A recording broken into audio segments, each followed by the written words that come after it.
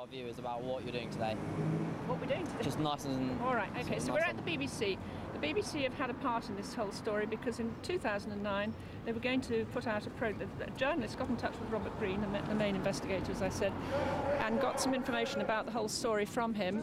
Were very interested, found out a lot of their own information in ways that they're able to do. And they had this programme all ready to go out on BBC Scotland, and then practically on the eve of its showing in July 2009, it was pulled off. And so it was not shown. It was also going to go on Radio Scotland, BBC Radio, and then it was going to come down and be shown on Panorama down here. So what happened to that documentary? Why was it pulled? And basically who gave the order to the producer that it should not go out? He said, when he was asked straight away, because obviously he had to tell Anne and Hollie and Robert that it couldn't be shown, first thing he said was that he'd lose his job if they showed it, which is a sort of somewhat strange thing to say. And then a few weeks later or months later, when he continued to be questioned by supporters and campaigners, he then said, oh, he hadn't said that, that it was a decision taken higher up and nothing to do with him, sort of thing. So we need to have the answers as to why that programme was taken off. We would like to see the programme now. It's very topical and relevant in the current climate of investigating child abuse. And it would help Hollie get justice. So, this is our plea to the BBC. Thank you very much. Thank you.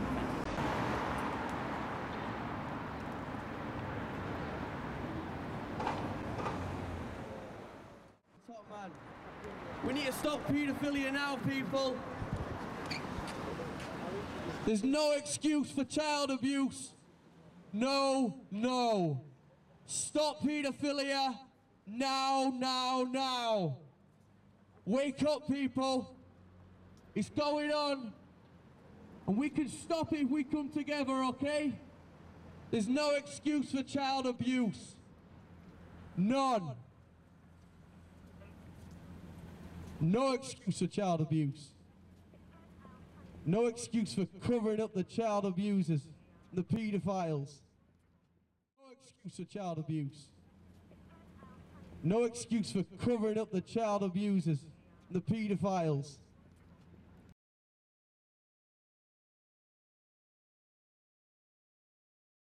So she kept quiet. In 2000, Hollie was able to tell her mum at last what had happened, because her mum and dad had split up. She told her mum that her father had been taking her off at night. She told her mum that he had been raping her in the day.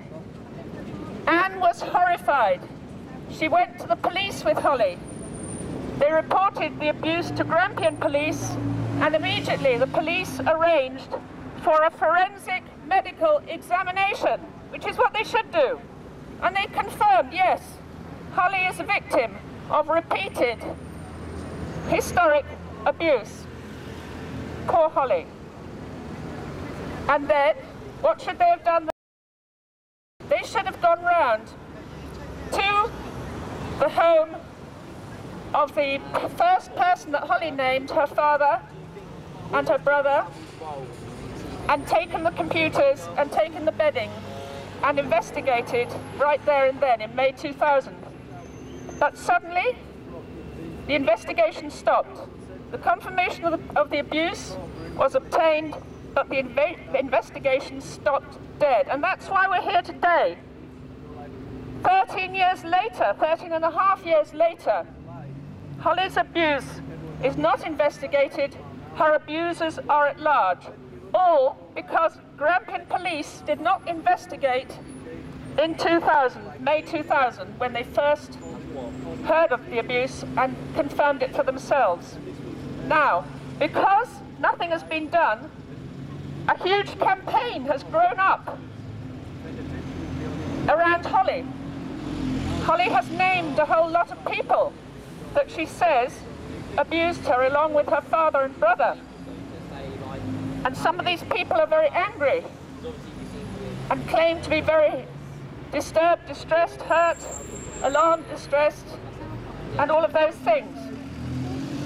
Rather like Lord McAlpine yesterday, who for an hour on BBC Midday News spoke about his hurt, distress, and the feelings of being named as a paedophile when you believe you're not. And it went to his very bones, and it's the bitterest and most horrible thing that can happen to anybody. And I'm sure the public felt very sorry and very sympathetic for Lord McAlpine. Lots of people tweeted and twittered that they were with him. Yes, it's a horrible thing to wrongly accuse somebody of being a paedophile. So you do think... But what McAlpine... if they are, and I'm not saying Lord McAlpine is, I think he's being believed. It's not about him, it's about Hollie's abusers. They claim they're innocent. The main ones, the ones that I want questioned myself, her father and brother, have scarpered off to Portugal. They're swanning it in Portugal. And I think it's very possible that little girls in Portugal are at risk from these monsters. Hollie's older brother started off as a lovely little sweet boy, like all children start off, but very early on, his father started abusing him. And then he became an abuser. He started abusing his sister. This is how it starts. So now he's ended up a monster like his father, terrorizing little girls wherever they are. Why don't we ask the police to go after those two? Bring them back from Portugal for questioning. Greig, Hollie's brother, behaviour in public. So he's already on the police files as some sort of sexual pervert. And Hollie's father was lightly questioned in 2000, I think a phone call or something, but nothing more was done about him. Now these people are the ones that we should focus on. I don't care about the 20 or 22 others that Hollie has named at the moment. They have been named. They've been very angry. They've gone to the law. There's been a trial of the person who named them publicly on the streets of Aberdeen. Justice of a sort has been done, but they confirmed at the trial that none of them had been questioned. Okay, well, perhaps they could be questioned for information about Hollie's main abuser, her father, Dennis Mackey, because these people are all connected to each other and related, some of them. This is a family ring.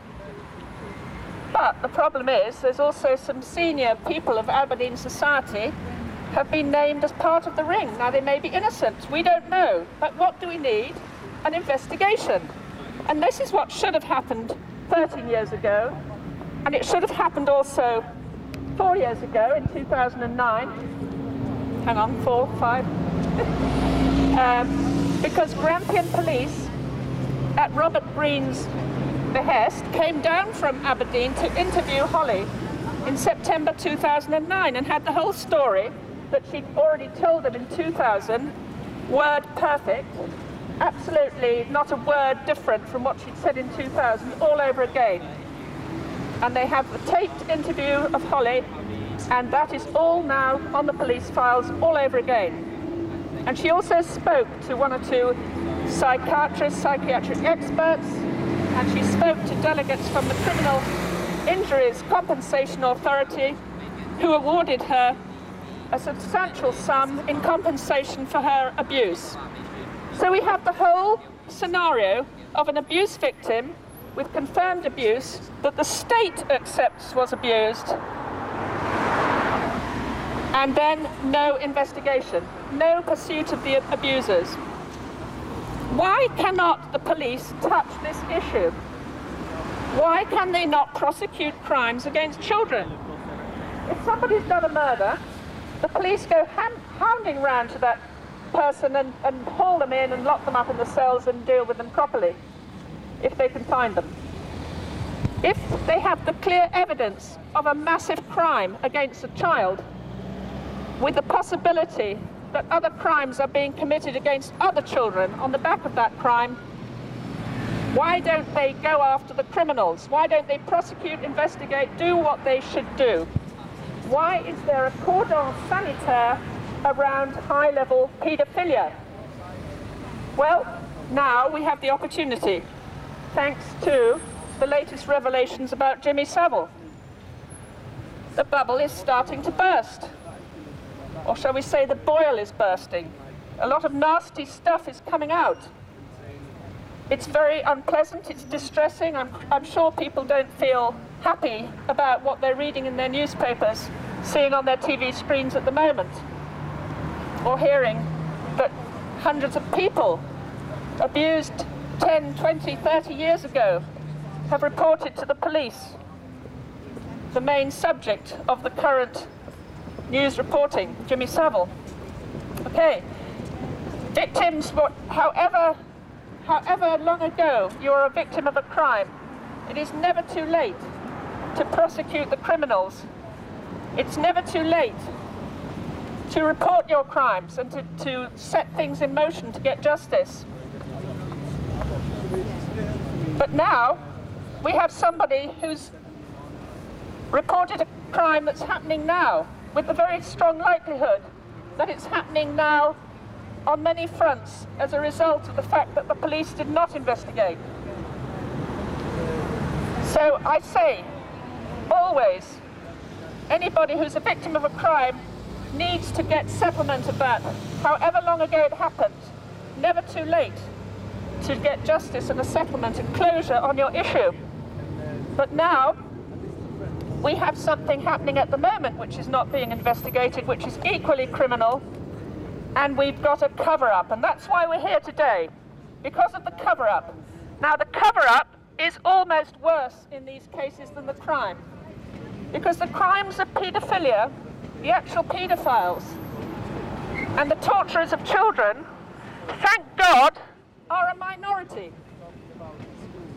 You know, some people say, oh, we can't touch it because they're so numerous. They're not. They're not. They are a powerful minority, however. They can be quite powerful people in society, and that's the problem. So around them has grown up this cover-up, this penumbra of hush-hush and don't go there, and I shouldn't touch that. And if you say anything about that, you'll lose your job. Oh, we can't publish that. Oh, no, that's a no-no, that's a no-go. This is the cover-up. A sort of murky shadow forms around the abuser, protecting him from exposure. This is exactly what we've seen with Jimmy Savile. Everybody doing a nudge-nudge, wink-wink, no, we can't talk about that. And even the police complicit in it. And this is really my main gripe, that the police, who are good people, when they join the police, they do so in most cases, in vast majority of cases, for the highest moral reasons. They have a vocation, a calling, to help keep the public safe, to help keep law and order, to protect children. I'm sure that should come in. To protect children should be top of their list in their vocation of joining the public service, like the police. So why don't the police do their job in this case? Well, because of the cover-up, because of senior people saying, you can't go there, you know, this is one area you cannot deal with, and if you do, their heads are going to roll. Threats, death, killings in quiet places. So, and if you're a public servant, you might lose your job if you follow your moral calling to investigate crime. Politicians, the same thing in Parliament. Well, I think they're beginning to wake up in Parliament. They had a debate yesterday about this very issue, about child abuse in Parliament all yesterday afternoon. Makes very interesting reading. So, with a bit of luck, the MPs will start bringing it into the open and pushing for everything to come out at this stage. And maybe some MPs are going to help Hollie. A few of them have already helped Hollie, but far too few. Well, let's hope some more join in now. I'll certainly be asking them. And then that building over there. This is why we're here today, because of that thing. And got some information from him. And he also, this journalist, obtained a very very confidential information from other quarters in Scotland. In fact, information on the case and the story that Anne herself had not been privy to till then. She'd been trying to get, for example, the autopsy on her brother's mysterious death in 1997. And the Crown Office had consistently and persistently withheld that from her. She actually didn't get the autopsy report until December, the last day of December 2009, thanks to Robert Greene at last putting such pressure that they had to hand it over. But this journalist, who I'm not going to name because we don't need to have names here today, he managed to get that autopsy report in May 2000. From where? From whom? And using what powers and special privilege that the BBC seems to have. And what other information might this journalist have obtained from the BBC? And from, not BBC, from the Crown Office. We believe it comes from the Crown Office. We believe that he probably knows and is sitting on, and the BBC colleagues around him, sitting on information about Anne's sectioning. She was sectioned in September 2000 to a mental hospital, and she was pinned down on the ground by 6 or 7 police and social workers and a psychiatric nurse in the mix. Her pants were pulled down, she was injected in the buttocks, and she woke up in the local mental hospital. And who authorised that? We believe the BBC, in the investigation they did in May 2000 for this programme, which never went out, we believe that he must have found out some other stuff about that incident. Who authorised it? Who signed the warrant? We'd like to know those facts. So we'd ask the BBC to stop sitting on these facts about Hollie's case and help Hollie get justice by bringing out what you've got. And perhaps even it would be very nice of you to air the documentary, which we know reached a state of completion because it was pulled almost on the eve that it was due to go out in July 2009.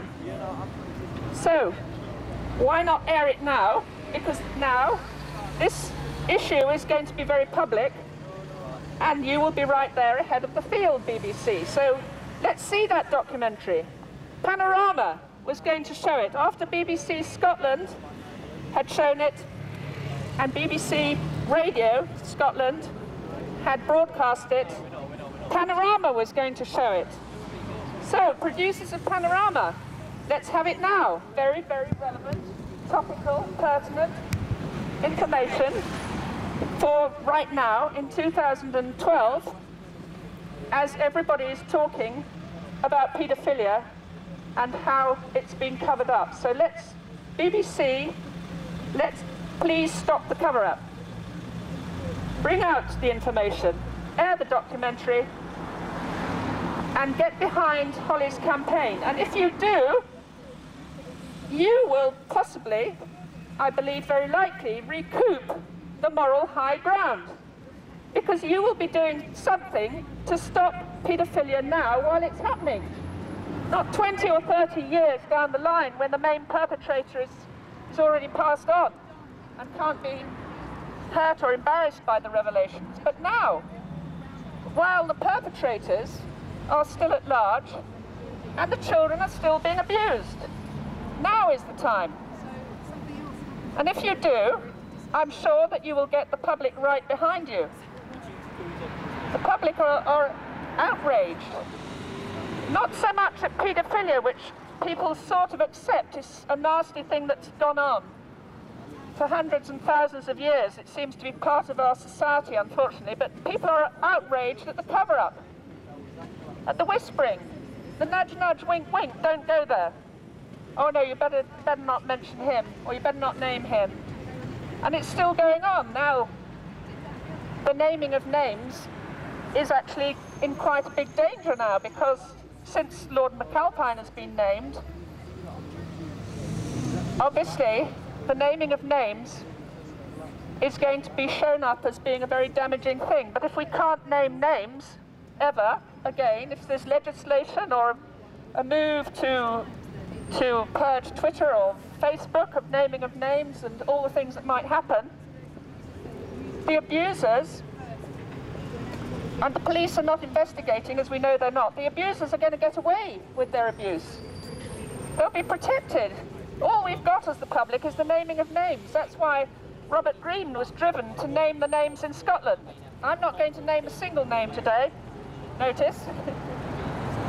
But Robert Greig, after a year of trying to get the police to do something, finally was driven to name the names, and then the whole thing took off. The whole thing became very public. And that's why we're here today, and we're going to get justice for Hollie. It's not far off. I'm very confident that we are actually going to achieve what Hollie has been asking for 13 years. No doubt about it. We're not many here today, but let nobody ever be fooled. We are hundreds, thousands, millions on the internet. Internet campaigners are not very good at getting off their backsides and coming on the street. But they're very good on Twitter, tweet, Facebook, keeping each other informed. So, the Hollie campaign is by now huge. Pressure is mounting. The police have now got a new level of oversight above their activity. These new commissioners who've been elected yesterday. Well, we're going to go straight to the police new commissioners and get them to start off their job in exactly the right way by dealing with uninvestigated crime and getting things cleared up, clearing up the mess, and starting off on a new foot. Start as you mean to go on, new commissioners, please. We're going to go to them. Robert has asked the BBC, directly in form of a letter to Lord Patten this week, to deal with the cover-up. So I'm not going to send another letter from us to Lord Patten or to the Director General or Deputy Director General today. We don't need to, because a letter that Robert has written brilliantly is already on Lord Patten's desk, and we should give him a few days to formulate his reply. So thank you to Robert for doing that for us today, and we await Lord Patten's response. We eagerly await Lord Patten's response, and we hope that's going to be the starting gun for really getting this horrible situation cleared up. It's not just a Scottish story though, and that's the problem. It's now become an English story. In 2005, Anne and Hollie, who'd been harassed in Scotland because they were trying to get Hollie's abuse investigated all those years, they moved to Shropshire, England, took refuge in a women's refuge. And then the harassment has started in Shropshire. And this is another thing that needs dealing with, because their home in Shropshire has been wrecked. They've had stones on the window and threats in the streets. And then in June 2010, again, police, what were you doing? Police came, large numbers of police came to the small house in a village outside Shrewsbury and completely trashed it. Who let them in? We want to know the names of the officers of Shropshire Council who were at the scene. Who were they? Shropshire Council, as yet, don't tell us that. We want to know who authorised the raid on the police side.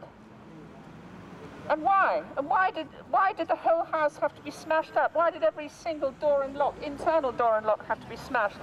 Why did the burglar alarm have to be disabled? Why did they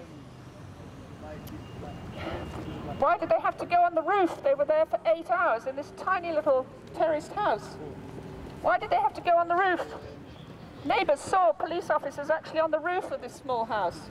Anne and Hollie, luckily, were away. And that's also very fishy, because Robert Greig was rung up that morning to ask about the welfare and health of Anne and Hollie. Where were they? Were they at home? What were they doing? And he said no, they're fine, they're absolutely fine, no problems at all. And thus they found out, Shropshire Council found out that the ladies were not there. So an hour later, the police turned up and smashed up the house. Well, all that needs investigating. That's another issue. Not only is there non-investigation of the crime, but there's also breaking of police codes of behaviour in public raids and public situations, and acting like criminal vandals themselves. And why do all these police keep coming down from Scotland to lock up activists in the cells? First Robert Greene, 2 years ago, and now there's another man from Cheshire who was hauled off to Aberdeen, and his house was raided, Robert's house was raided. And who's going to be next? And are the people being threatened?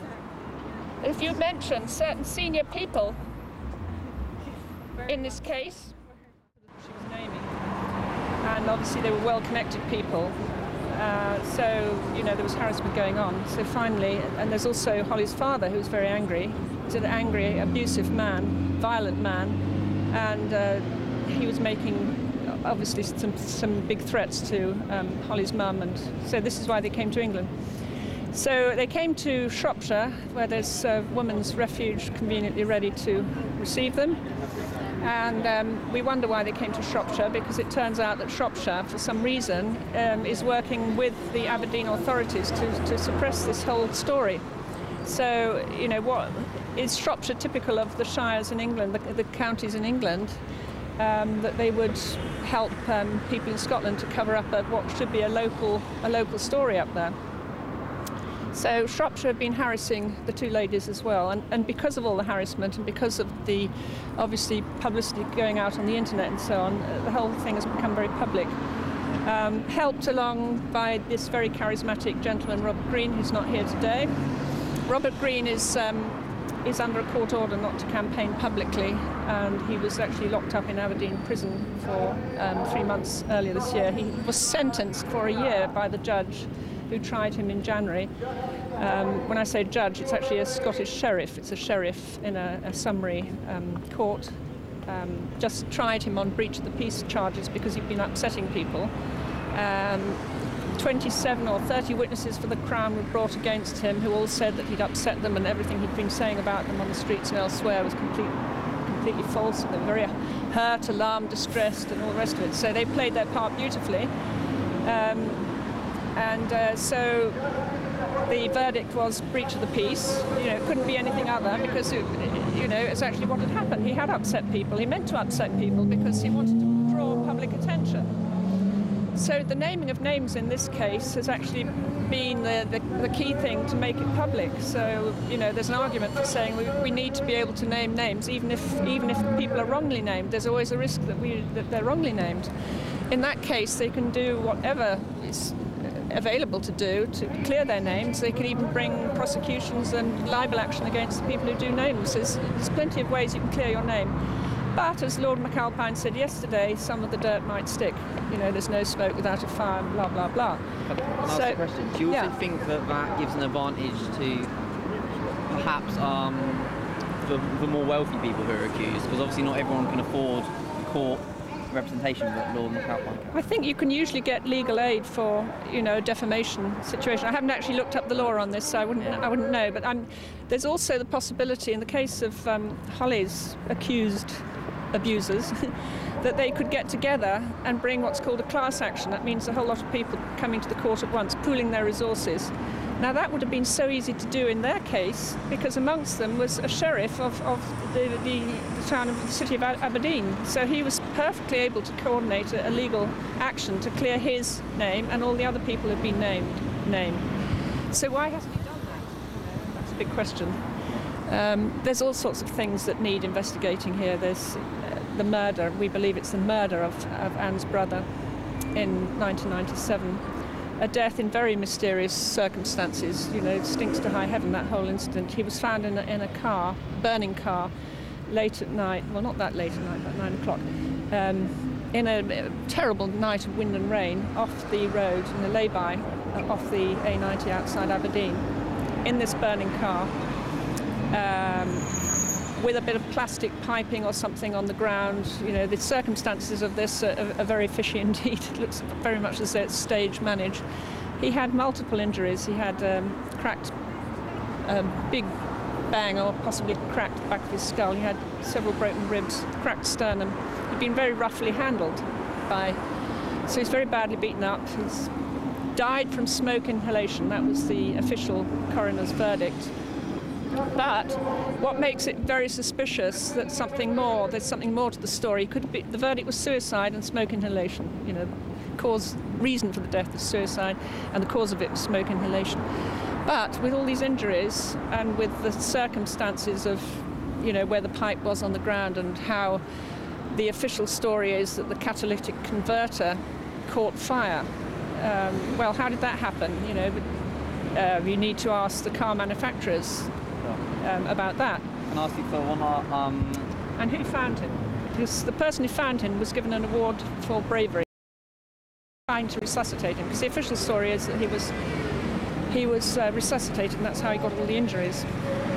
Now, why? What was the cause that he might have been disposed of? Because he's the sister of Anne Greig, Hollie's mum, and very close to Hollie, beloved uncle, almost, you know, like the father that her own father was not. Her own father was a monster, and this lovely man was her fatherly friend all her childhood. And he just very shortly before his death had come into the house one evening and found Hollie's dad raping Hollie. So, and Hollie's dad, this only came out a few years later when Hollie started to speak, said that Dad said he'd kill Roy. Roy's the name of her uncle. Dad said he'd kill Roy. And then Roy died. So 2 and 2, everybody, you know. So there's that. There's also the sectioning that I mentioned of Anne and the attempt to frame her with a mental illness, paranoia, you know, all the rest of it. And this is still rebounding on her now, that she's got this mental health incident on her record, this sectioning, even though it's totally unwarranted and totally artificially created. It's still plaguing her now because the Shropshire Council are trying to use that as a justification for their action, possibly to find alternative care for Hollie today. With the forces, hardcore, settle the score, bringing truth force to the BBC's door. Truth now is rising, and we're realising, decriminalising, open up and start shining. It's a crime if you don't shine, so realign to the love, time to intertwine, stop paedophilia, right now. It's time for the human race, we got to grow, we got to start realising this is real. Satanism, Luciferic worship, this is a real deal. I'm talking witches, snitches, bitches, that's right. Come on people, we are these leeches. Come on people, now it's time to start rising. Open up your heart, now it's time to start shining. It's a crime if you're not shining. Realign to the love, you're a sublime thing. Heart, force, settle with the source. Open up your heart of course. Love is the key to set the world free.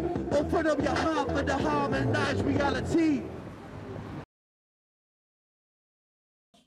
Why does the BBC perpetuate the cover-up of Hollie Greig?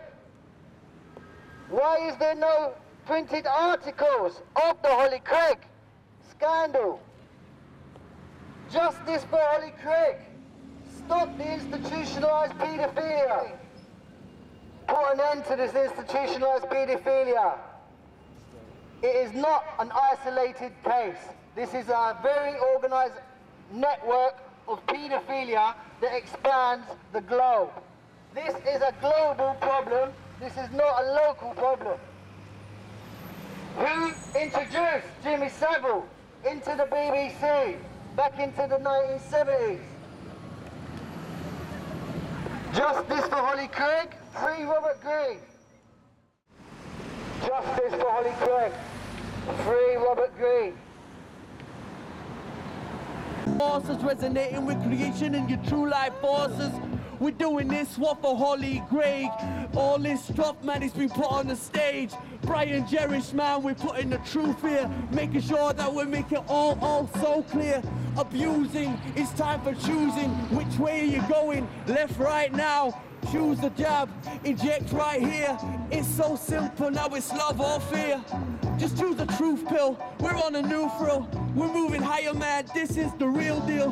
Open your heart, that's the key. We gotta set the whole planet totally free.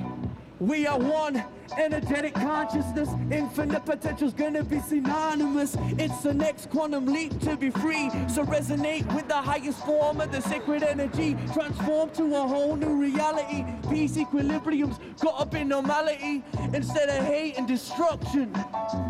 This is what I call disharmony. My mind had cause ready to soar. The message and the aim is to keep it raw. Bringing truth to your door, truth to your door. BBC's what? Planning Third World War. Bloodshed operation mobilizing the troops and the infiltrating hierarchy. Don't get duped. They don't want you connecting with your spiritual sources, resonating with creation and your true life forces. So hocus pocus, don't lose your focus. Realign your heart and your soul, you know this. This isn't banter, this isn't a mantra. Articulate, exotic, not robotic. Apprehend or pretend, resurrect to the end. Check your jurisdiction, is this fact, is it fiction? Check your jurisdiction, is this fact, is it fiction? Yeah, what? No, it's like you're looking at the world locked inside of a cage. Where is the cause of all this rage? But too feasible, that's why we gotta keep it pleasable. This is the ability, fast with agility. So never plunder when your thoughts are like thunder. True power of your heart's deep, deep under. Here today, but we're gone tomorrow. We wanna leave the world with the minimal sorrow. Peace! The revolution is coming.